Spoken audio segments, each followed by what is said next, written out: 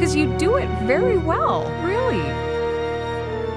Hello, good night. What is your dream? My name is Dr. Gabriel, and before becoming a doctor, I was a child who knew hell on earth. Today, before telling you about the vocation that guides me, I want to tell you who I was and how, from the ashes of tragedy, I learned to value life, to respect it, and to fight for it every day. I was barely 10 years old when my life changed forever. One night, while I was sleeping in our humble home, a fire consumed everything. The fire was like an out-of-control monster. It roared, devoured, and took every corner of what I knew as home. Every memory, every scent that had accompanied me since childhood. My parents and my 2 younger sisters were inside with me. I remember the heart-rending screams, the smoke burning my lungs, the desperation to find a way out that seemed impossible. A neighbor managed to drag me out the front door, but my family wasn't so lucky. Their screams, their calls were trapped in that unforgiving fire. In a matter of minutes, I was orphaned, alone, a child, with my skin marked by flames and my heart turned to ash. I felt like everything I knew had disappeared in an instant, like life had ripped away the most sacred thing I had. People often think the greatest tragedy was losing my family, but the truth is that the worst came later. The inner darkness, the emptiness that sets in when you feel like nothing and no one can save you. I spent entire nights crying, wondering why life had allowed this, why it had left me alone to face a cruel world. I felt abandoned. I remember sitting in the ruins of what had once been my home, staring at the smoke still rising from the burning wood and screaming, "Life, if you are real, tell me why you took everyone from me." But the sky remained silent, and in that silence, only the echo of my pain remained. I began walking down a path of resentment and emptiness. I wandered the streets searching for meaning, and every time I saw a family together, my heart broke a little more. I felt like a spectator of a life that no longer belonged to me, trapped in a world that seemed designed to remind me of what I had lost. One night, when I was 13, I took refuge in an abandoned hospital near my home. It was an old building with broken windows and hallways covered in dust and cobwebs. I sat in a waiting room chair just to escape the bone-chilling cold, and I looked at the old consulting rooms, the empty stretchers, and the remains of what had once been a place of life and hope. In that absolute silence, I saw an old stethoscope hanging on the wall, covered in dust but still intact. And for the first time, I dared to cry without holding back. I screamed. I banged my chair. I reclaimed from life everything I'd been keeping inside me for years. All the rage, all the despair, all the sadness that seemed endless. And then, something strange happened. I didn't hear a voice or see a miracle, but I felt peace. As if in the midst of my rage, someone had wrapped an invisible, silent but tangible hug around my heart. I felt that my tears were no longer a sign of weakness, but the beginning of an answer, a first step towards something greater. That night, I didn't get all the answers, but I understood something fundamental. If I was still alive, there must be a purpose, a reason why my heart kept beating, a destiny that awaited me beyond the loss and the darkness. An elderly doctor who cared for that hospital found me there, kneeling next to the waiting chair. His name was Dr. Tomas, and he patiently began to listen to my story. He never tried to minimize my pain, never told me to forget what happened. On the contrary, he taught me that vocation doesn't erase suffering, but rather gives it meaning, and that life's true purpose is often born from the deepest suffering. He spoke to me about how medicine can ease pain, how a human gesture can restore hope, how a touch, a word, or a simple act of caring can change someone's destiny. And I understood that even in the midst of tragedy, a greater purpose can be found: to give life, to save lives, to restore hope. That old man became my guide. He taught me to study, to care, to listen, to heal. Little by little, amid my scars, I began to see that perhaps I wasn't doomed to live in darkness, that even a child scarred by fire could become someone capable of bringing light to others. When I turned 18, I knew my life must have a greater purpose. I didn't want to limit myself to just surviving. I wanted to serve.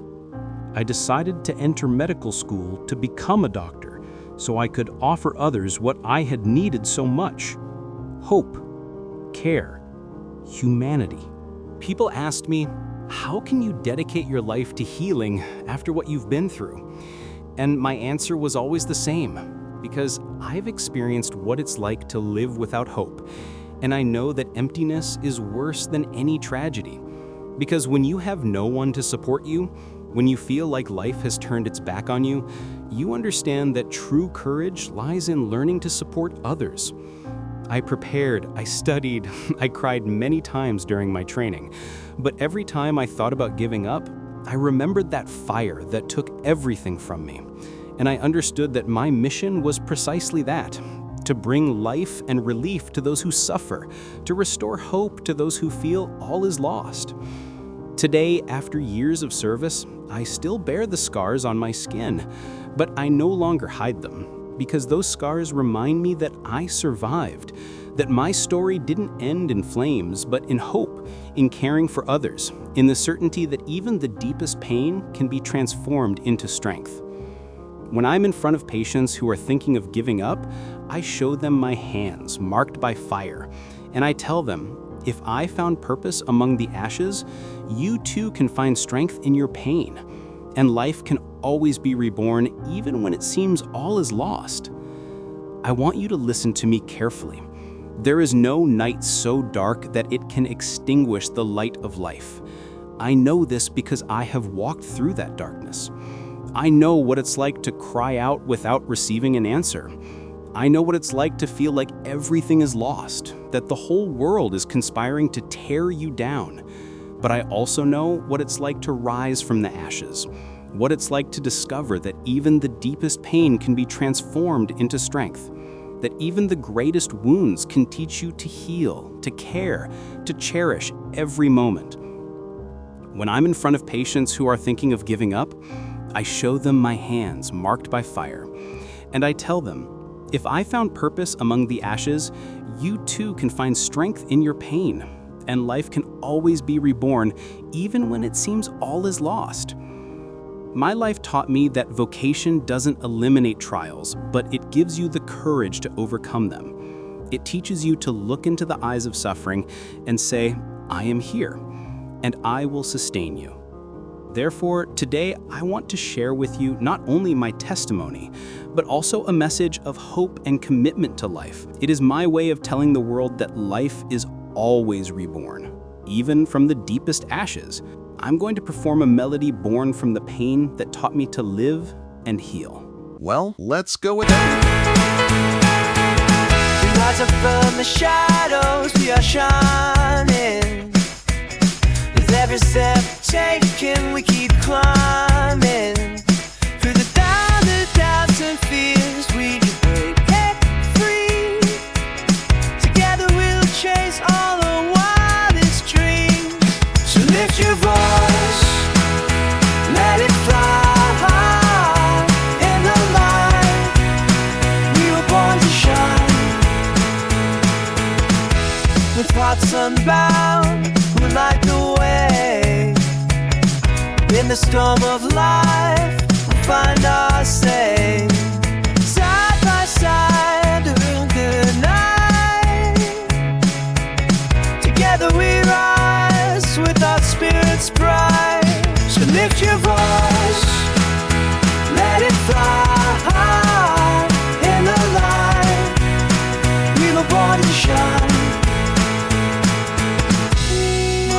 Every moment brings a chance to grow. With each heartbeat, let our courage show. So lift your voice, let it fly.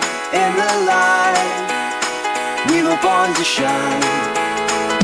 So lift your voice, let it fly. In the light, we were born to shine. Through the valleys low, we'll find our way. with every heartbeat, we're here to stay.